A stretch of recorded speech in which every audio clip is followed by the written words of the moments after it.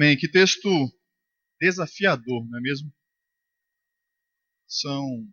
Na minha Bíblia aqui, na NVI, ele já intitula como Advertências e Motivações. Ensinamentos de Jesus diretamente para as nossas vidas. Ensinamentos que vão nos ajudar a continuar trilhando nessa nossa série de mensagens, que estamos chamando de Em Primeiro Lugar, onde estamos tentando encontrar meios para lutar contra as prioridades que o mundo tenta impor em nossas vidas. Prioridades que vêm contra aquilo que o reino de Deus tem desenhado para cada um de nós. E através desse texto de Lucas, que poderia ter sido escrito ontem, de tão atual que ele é, a gente vai tentar identificar algumas dessas influências que o mundo tem tido sobre as nossas prioridades. E como a gente pode se proteger delas, nos aproximando ainda mais da vontade de Deus. A gente sabe que o reino de Deus, ele é baseado em valores eternos. São valores que não mudam. São valores para uma vida correta, uma vida justa, uma vida comunitária, uma vida de adoradores de Deus, uma vida que evangeliza, que leva a mensagem de Deus a outras pessoas. Uma vida onde a confiança em Deus é uma realidade. Que por isso nós somos felizes, sim. Nós nos sentimos valorizados por Deus. E o próprio texto ele traz isso. Lucas 12:7, não tenham medo, vocês valem mais do que muitos pardais. Você pode até pensar agora, mas pardal, poxa, me comparando com pardal, um pouco mais à frente a gente vai ver o que é que Jesus quis dizer com isso. Então hoje a gente vai tentar entender como o reino de Deus ele é confrontado diariamente pelos apelos que o mundo tem, que o mundo coloca diante da gente. E como nós podemos nos proteger desses apelos que o mundo tenta impor e tenta mudar as prioridades que nós vivemos. Eu queria estar orando com vocês nesse momento. Senhor nosso Deus, te damos graças, Pai, mais uma vez pela tua palavra. Eu quero te pedir, Deus, que tu possas me esvaziar de mim mesmo, que tu possas me purificar, Deus, e que tu possas estar trazendo para a vida de cada um de nós, diretamente do teu coração, diretamente do teu trono, Senhor, a tua mensagem, o teu ensino, que ele seja transformador para as nossas vidas. Em nome de Jesus. Amém. Então, como fazer para não permitir que essa mudança de realidade que o mundo tenta impor na vida da gente atrapalhe a nossa visão das prioridades? É como me proteger de tudo isso? Então a gente vai ver que eu me protejo de ceder aos apelos do mundo, em primeiro lugar, quando eu fujo da hipocrisia. Logo no início do texto, que o bispo Miguel leu, ele traz assim: Jesus começou a falar primeiramente a seus discípulos dizendo: tenham cuidado com o fermento dos fariseus, que é a hipocrisia. Não há nada de escondido que não venha a ser descoberto, ou oculto que não venha a ser conhecido. E talvez você ache um pouco estranho Jesus estar falando em hipocrisia. Eu não sei o conceito que você tem na sua mente a respeito de hipocrisia. E, ao mesmo tempo, ele está falando sobre coisas escondidas, coisas ocultas. E, de fato, as duas coisas têm uma relação muito próxima. Porque o termo hipócrita, ele se refere a alguém que usa uma máscara e que tem, por conta disso, externamente uma aparência que não tem nada a ver com aquilo que ele é por dentro. Ou seja, aquilo que o homem tem em oculto é diferente daquilo que ele mostra para outras pessoas. Existem outras passagens onde Jesus define hipocrisia também. Em Mateus 23, ele traz logo dois exemplos. Ai de vocês, mestres da lei, fariseus, hipócritas, vocês limpam o exterior do copo e do prato, mas por dentro eles estão cheios de ganância e cobiça. Fariseu cego, limpe primeiro o interior do copo e do prato, para que o exterior também fique limpo. Jesus está dizendo, não adianta você se vestir bonitinho, você aparentar bonitinho para as outras pessoas, se você não cuida primeiro do seu interior. Então entrega a sua vida primeiro, limpa a sua vida, se livra, né? Pede para Deus trabalhar a sua vida e se livra dos seus pecados. Se livra de tudo aquilo que é contrário à vontade de Deus. Depois você cuida do seu exterior.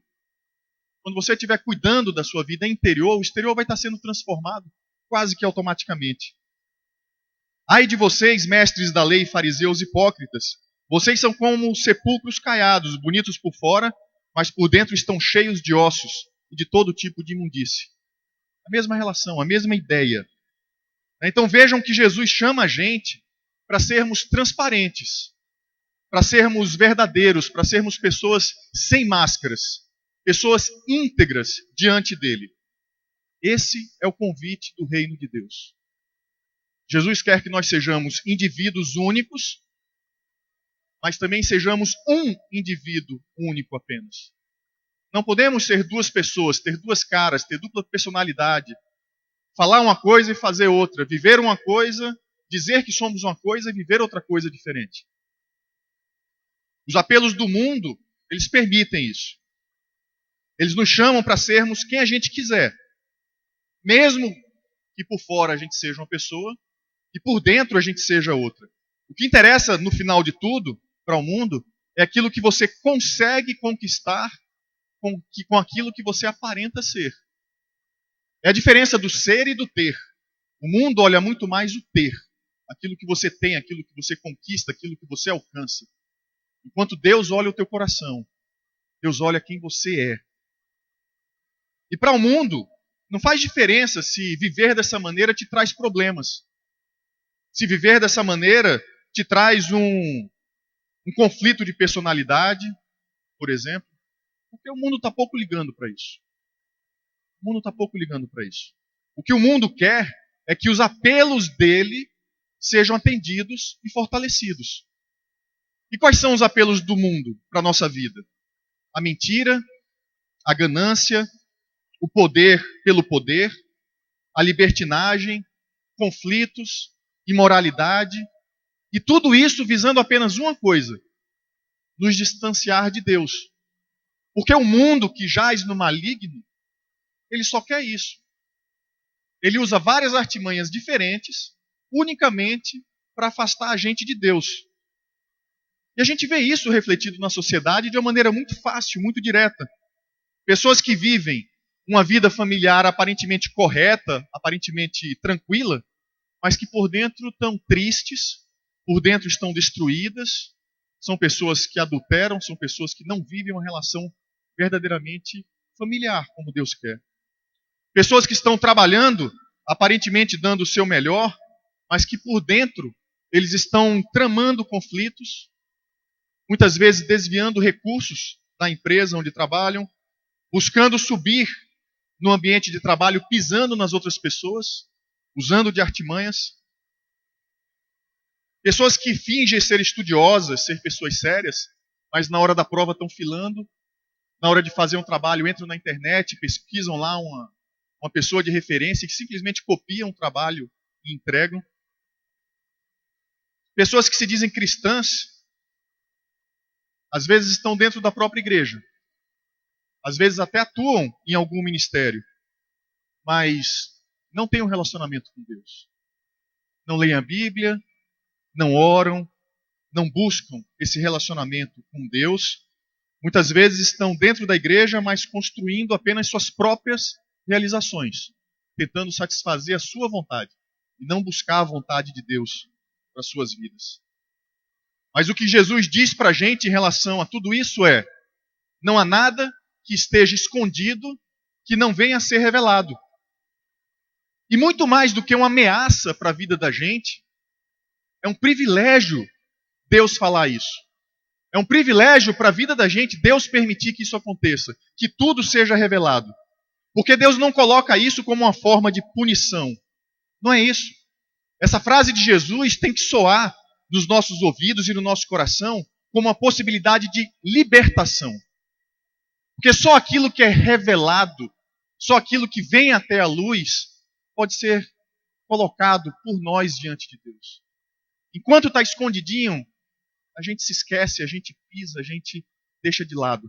Mas quando vem à tona, quando nós somos confrontados em relação a tudo isso, aí sim nós podemos reconhecer o nosso erro, podemos colocar diante de Deus e podemos pedir perdão a Deus por isso. Tudo que Deus faz por nós é para o nosso bem. Tudo que Deus faz por nós é pela nossa saúde espiritual, nossa sanidade espiritual, pela nossa eternidade. E somente a verdade de Deus pode desmascarar a hipocrisia. Apenas a verdade de Deus.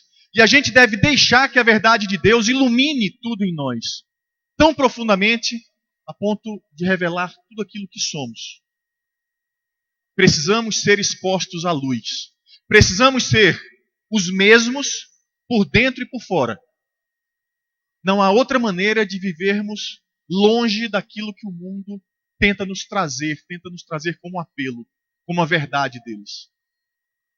E nós não precisamos ter medo de mostrar quem somos.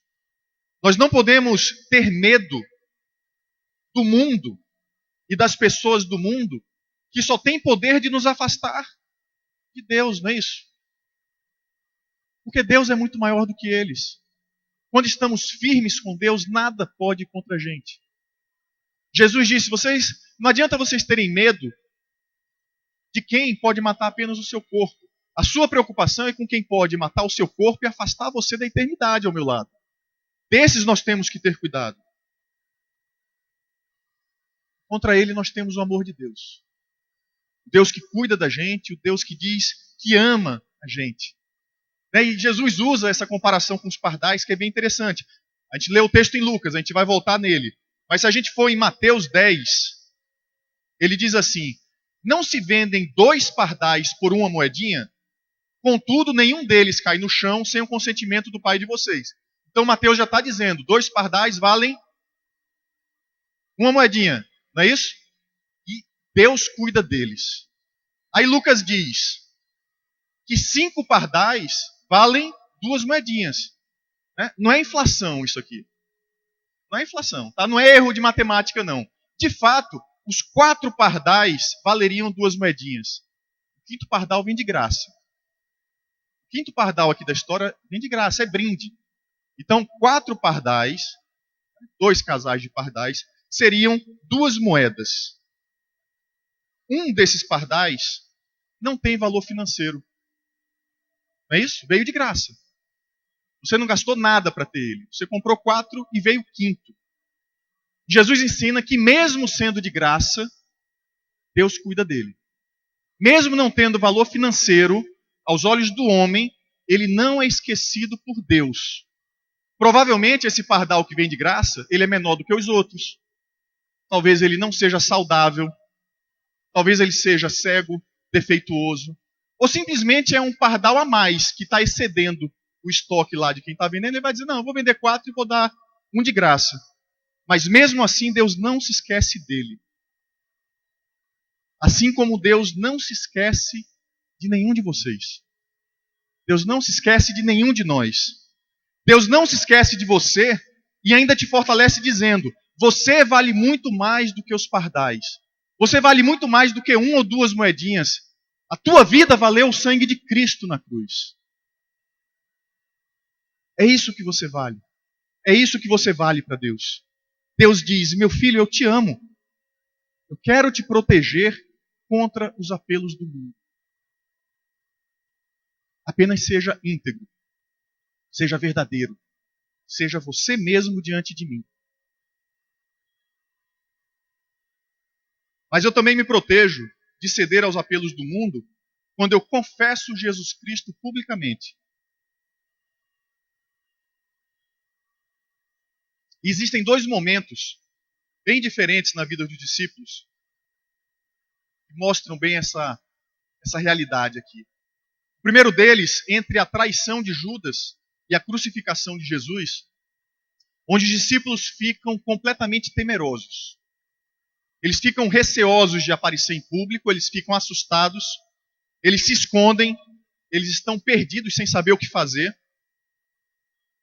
Aqui eles não estavam nem um pouquinho dispostos a serem confundidos com seguidores de Jesus. Basta a gente ver o exemplo de Pedro, que para se livrar dessa situação, ele negou Jesus 3 vezes. Então aqui, os discípulos estavam atendendo ao apelo do mundo. Eles estavam com medo de se revelar, estavam com medo de dizer quem eles eram, estavam com medo de confessar que andavam com Jesus. Já no segundo momento, depois da ressurreição de Cristo, depois de Pentecostes, tudo mudou drasticamente. Todos os discípulos começaram a confessar e a proclamar o nome de Jesus livremente, de uma maneira bem aberta, de uma maneira extremamente corajosa. Aqui eles estão atendendo ao chamado de Deus para eles, ao chamado do reino de Deus. Eu lhes digo, quem me confessar diante dos homens, também o Filho do Homem o confessará diante dos anjos de Deus. Mas aquele que me negar diante dos homens, será negado diante dos anjos de Deus. Esses discípulos, eles iam em frente às autoridades, né? Estavam pregando a palavra de Deus, as autoridades, o nome de Jesus, né, não pode estar sendo falado assim, a gente tem que parar com isso.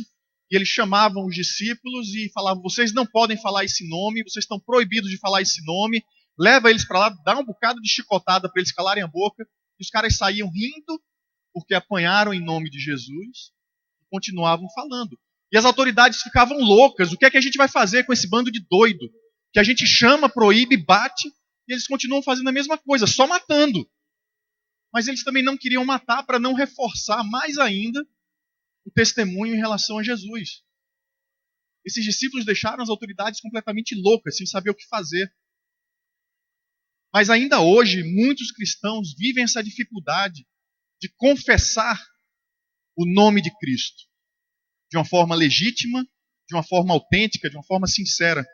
Nós sofremos uma pressão dos apelos do mundo que questionam a nossa fé, que questionam se Jesus realmente existiu ou não, e se ele existiu, questionam se realmente ele ressuscitou ou não, ficam tentando trazer artimanhas e situações que nos coloquem em dúvida e que coloquem em dúvida a mente de pessoas que ainda não conhecem a Cristo. Ontem nós tivemos o nosso Cine Paz ali no shopping Guararapes, foram 2 salas ali quase cheias, né, de pessoas assistindo o Deus Não Está Morto 2. Quem aqui esteve lá ontem? Boa parte, né? Legal o filme, né? Bem legal o filme. O filme expressa justamente essa situação de conflito. O conflito entre as regras dos homens, que aqui nós lemos como apelo do mundo, e a nossa crença legítima, que é no reino de Deus. Se você ainda não assistiu o filme, assista. Ele é baseado numa história real. Como vários de nós aqui, certamente temos as nossas histórias reais a respeito disso. Difícil você ser cristão e você não passar por uma situação complicada. Eu vendo o filme ontem e pensando na minha vida, eu consegui facilmente achar os 2 lados da situação. Situações onde eu cedi sim aos apelos do mundo e situações onde eu enfrentei os apelos do mundo. E isso me fez refletir e entender que ao longo da nossa vida cristã, nós aprendemos na prática que ceder aos apelos do mundo só nos deixa vulneráveis. Afeta a nossa fé, enfraquece a nossa autoconfiança, enfraquece a nossa autoestima. A gente fica sem coragem de olhar para Deus depois. A gente sabe que Deus vai perdoar, a gente sabe que Deus entende, Deus não quer, mas a gente sabe que Deus entende. Mas a gente fica meio paralisado depois. A gente fica, poxa Deus, você fez tanto por nós, você fez tanto pela minha vida já, tantos exemplos, tantas situações. De repente eu não tenho força para proclamar o teu nome. Mas do outro lado, que é o lado bom da história, a gente percebe que quando a gente tem coragem de enfrentar o mundo, a gente sai extremamente fortalecido. A gente sente a alegria de Deus com a vida da gente, com o testemunho da gente. Isso fortalece a nossa fé. E mais do que isso, o que é um resultado muitas vezes inesperado, a gente ganha o respeito das pessoas que estavam nos confrontando. Olha que coisa interessante. Tem tudo a ver com o primeiro ponto, a questão de você ser único. Por que você não fala tanto que você é um cristão, que você é uma cristã, que você ama a Deus, e de repente você é confrontado e na hora que os outros esperam que você defenda, você se cala. A outra pessoa para e diz, espera aí, ele é ou não é? Ela é ou não é? Porque fala tanto que ama a Deus, que lê a Bíblia, que ora e tudo mais, mas na hora aqui de demonstrar isso, cadê? E as pessoas perdem a confiança na gente, naquilo que a gente diz acreditar. Por outro lado, quando a gente enfrenta, quando a gente conversa, quando a gente debate, a gente ganha a confiança deles, porque por mais que eles não aceitem, por mais que eles não concordem, eles dizem, poxa, essa pessoa vive realmente o que diz. Essa pessoa acredita naquilo que ela fala. Essa pessoa merece o meu respeito e a minha confiança, mesmo eu não concordando com aquilo que ela acredita. Mesmo não concordando. E aí você pode parar e dizer, poxa, então eu tenho que ter muito argumento para poder fazer isso. Eu tenho que saber muito. Não, não tem. Você tem apenas que acreditar de verdade naquilo que você diz que acredita. Porque o que Jesus diz é, quando vocês forem colocados diante dos tribunais, o Espírito Santo vai interceder por vocês. O Espírito Santo vai falar através de vocês. O poder não vem da gente, as palavras não vão vir da gente. É Deus, é Jesus. E o nome de Jesus tem poder. E diante do nome de Jesus, todo joelho se treme, concordando ou não com ele. Todo joelho se treme. E quando você bate firme, dizendo que você é cristão e que você não arreda o pé, quem está na tua frente treme. Treme porque o nome de Cristo tem poder. Até o diabo treme. Ele sabe que está derrotado. Ele sabe que está derrotado. Ele só busca artimanhas que entram nesse apelo do mundo para tentar desviar a gente. Mas ele sabe que está derrotado. O nome de Jesus pode nos proteger contra tudo e contra todos. João escreve isso. Filhinhos, vocês são de Deus e vocês os venceram. Esse os venceram vocês venceram o mundo já. Porque aquele que está em vocês é maior do que aquele que está no mundo. O Espírito Santo que habita dentro de vocês é maior do que o que está no mundo. E se você não compreende isso, vá para o seminário de vida no Espírito Santo, para entender quem é o Espírito Santo. Ele é maior do que tudo. É o próprio Deus habitando dentro de você. Te guiando, te protegendo, te revelando, te trazendo as palavras na hora certa, te instruindo. Então não se cale. Não guarde segredo. Não fique assustado diante das insinuações do mundo. Das pessoas que ficam tentando colocar uma pegadinha para você cair. Ficam tentando achar um erro na sua vida. Não se permita ser enganado. Nenhum de nós é perfeito, todos nós podemos errar. E o mundo tem que entender isso também. Perfeito só Deus. Somos pessoas pecadoras que buscam melhorar. Então qual é o problema se encontrarem algum erro? Algum deslize? Nós temos que usar isso para aprender, para pedir perdão a Deus, para nos modificarmos, para chegarmos mais perto daquilo que Deus tem preparado para que a gente seja. Isso não pode fazer a gente se calar. Nós temos que proclamar o nome de Jesus. Fale o nome de Jesus, grite o nome de Jesus, confesse o nome de Jesus. E aí Jesus vai te confessar diante dos anjos. Jesus vai te confessar diante de Deus. Essa é a contrapartida, mas começa conosco. Começa com a gente confessando a Jesus publicamente. Sabe como eu quero isso? Eu estava escrevendo esse ponto aqui e eu fiquei pensando, poxa, Jesus confessando o meu nome diante dos anjos. Jesus falando de mim para Deus. A gente sabe que Jesus é o nosso advogado, né? Ele como advogado, toda besteira que a gente faz, ele vira para Deus. Deus, vai lá, releva essa, vai, mais uma vez, vamos perdoar, vamos lá. Né? Jesus fica fazendo meio campo ali para a gente. Mas eu fiquei pensando, Jesus falando de mim para Deus. Nesse sentido aqui, de uma maneira positiva. E aí eu me imaginei diante de Deus. Daqui a uns anos, não tenho pressa, eu morro. E aí eu chego lá nos céus.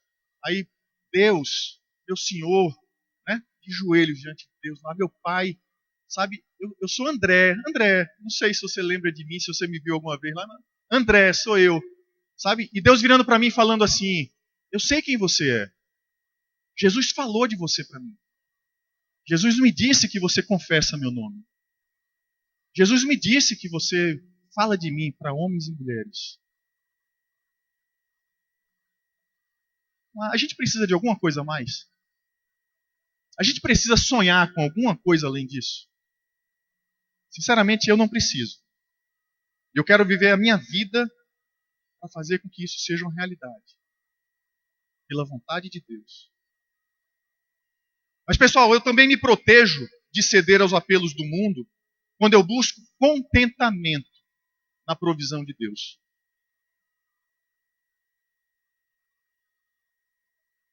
Deus nos provê tudo aquilo que a gente precisa. E a gente precisa buscar contentamento nisso tudo. E contentamento é uma palavra interessante. Eu não sei, quando vocês escutam a palavra contentamento, o que é que vem à sua mente? Mas a minha é uma palavra que me traz paz. Ela não é, você não vai encontrar o sinônimo de contentamento, talvez como paz. Eu não encontrei. Mas é uma palavra que me traz paz, que me traz uma sensação de tranquilidade. E aí, eu fui atrás para ver se isso realmente ia, Contentamento significa satisfação, significa gosto, significa alegria, júbilo. E de certa forma, todas essas definições nos remetem sim à paz, nos remetem a uma tranquilidade. Diferente do que muitas pessoas pensam, contentamento não tem absolutamente nada a ver com acomodação. São duas palavras completamente diferentes. Então tem pessoas que falam, poxa, eu tenho que viver, eu tenho que me contentar com aquilo. E tem pessoas que traduzem isso como eu tenho que me acomodar nessa situação. E as duas palavras não têm de forma nenhuma o mesmo sentido. Então acomodação no sentido de não buscar melhorar de vida, de não buscar crescer, de não buscar realizar os nossos sonhos, não tem absolutamente nada a ver com esse contentamento que Deus trabalha aqui, que Jesus fala. No contexto de Jesus, contentamento, ele é o oposto à ganância. Contentamento é oposto à ganância. Ganância é a atitude de você nunca estar satisfeito, de você nunca estar feliz, de você nunca estar alegre, de nada ser o suficiente, nada de satisfazer. E é o que Jesus disse: cuidado, fiquem de sobreaviso contra todo tipo de ganância. A vida de um homem não consiste na quantidade dos seus bens. Jesus diz para a gente aqui, fique atento contra todo o tipo de ganância. Ele coloca todo o tipo de ganância. Não apenas a ganância do dinheiro, a ganância dos bens, mas também a ganância do poder, a ganância da autossuficiência, a ganância da sua autonomia exagerada, a ganância de uma autoridade, a ganância de tudo, é o que Jesus coloca aqui. Todo o tipo de ganância. Mas quando ele segue no exemplo, ele termina focando em relação a coisas, a bens materiais. A parábola que ele conta depois, a história que ele conta, ele se remete a bens materiais. E Jesus contrapõe, de uma maneira muito poderosa, a validade da gente querer viver atrás de ter muitas coisas, de acumular muitos bens. Nesse caso aqui, ele coloca o exemplo desse rico, cujas terras produziram muito mais do que ele esperava. Ele plantou, a terra produziu muito mais, e quando ele colheu, ele teve uma quantidade excedente, que ele não sabia o que fazer.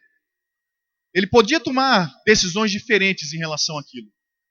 Uma das decisões poderia ser ajudar os pobres, ajudar os famintos.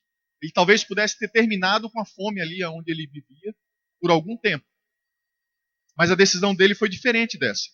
A decisão dele foi destruir o que ele já tinha, destruir os celeiros que ele já tinha, e destruir, gasta, para você destruir as coisas, gasta.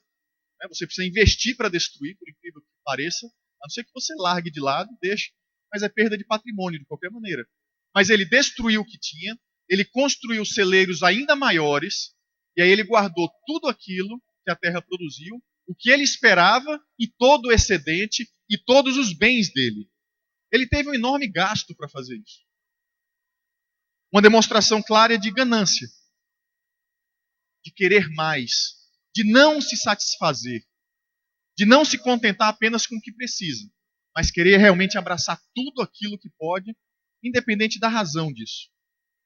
Depois de tudo construído, esse homem olha todo o patrimônio dele e ele, ao invés de pensar naquilo que ele vai fazer, de talvez ajudar a comunidade dele, de talvez crescer, de fazer de alguma maneira para outras pessoas, ele decide o futuro dele.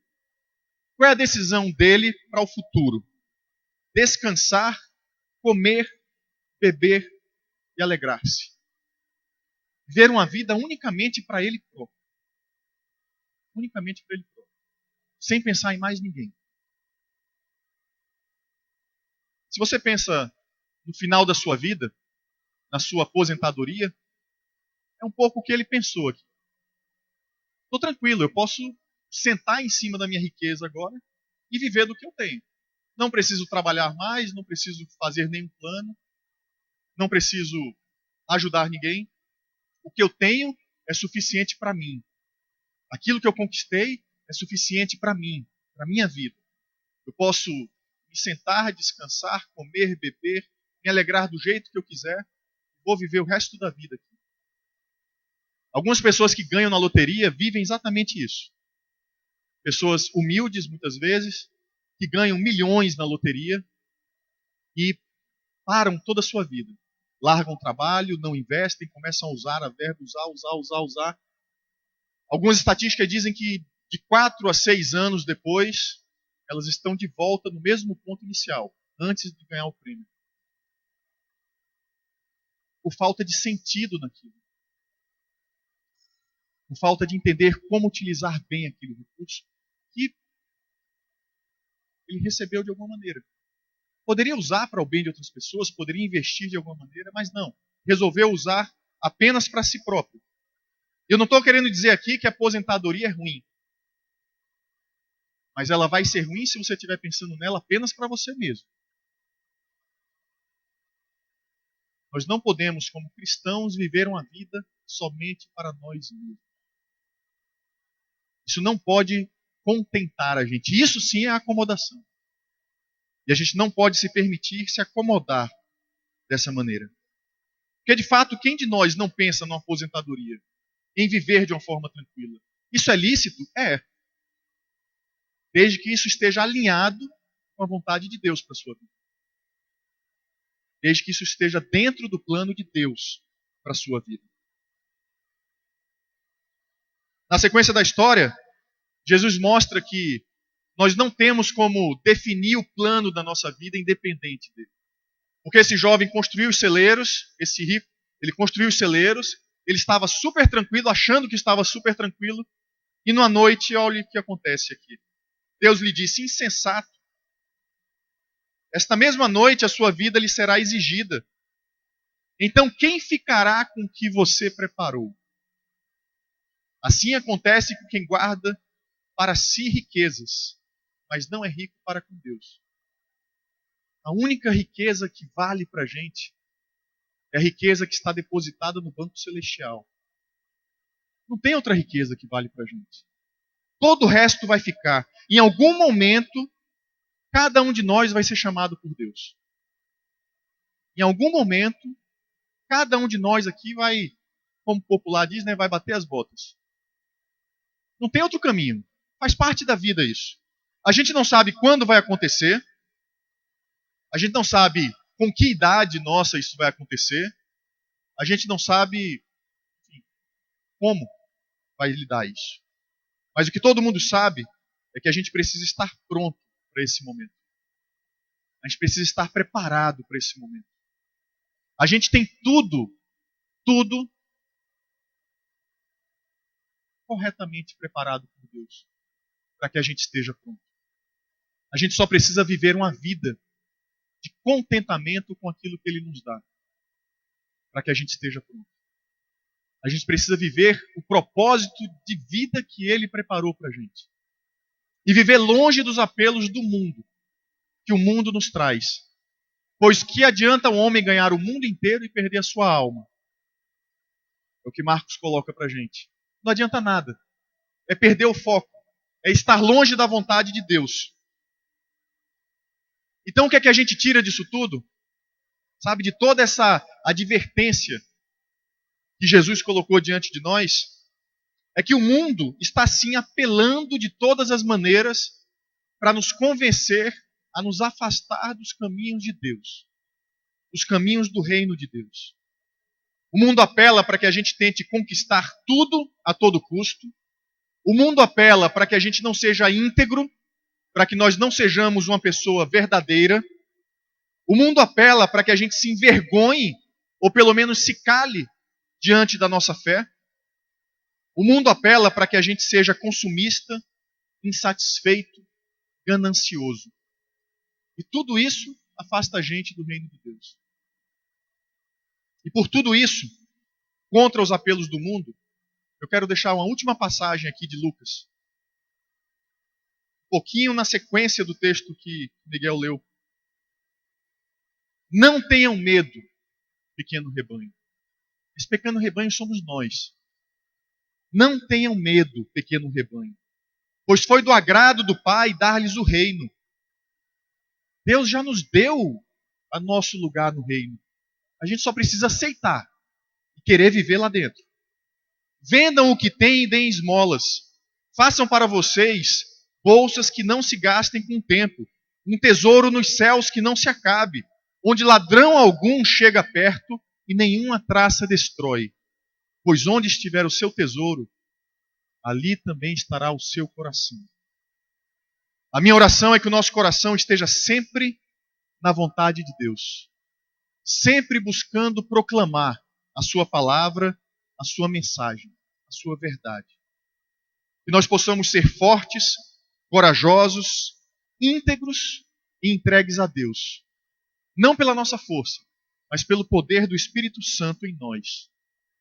O resto, Deus faz. O resto, Deus nos conduz a fazer. A gente só precisa dizer, estou aqui, Deus, íntegro, ao teu lado, buscando viver uma vida íntegra e única ao teu lado. Vamos orar? Senhor nosso Deus, obrigado.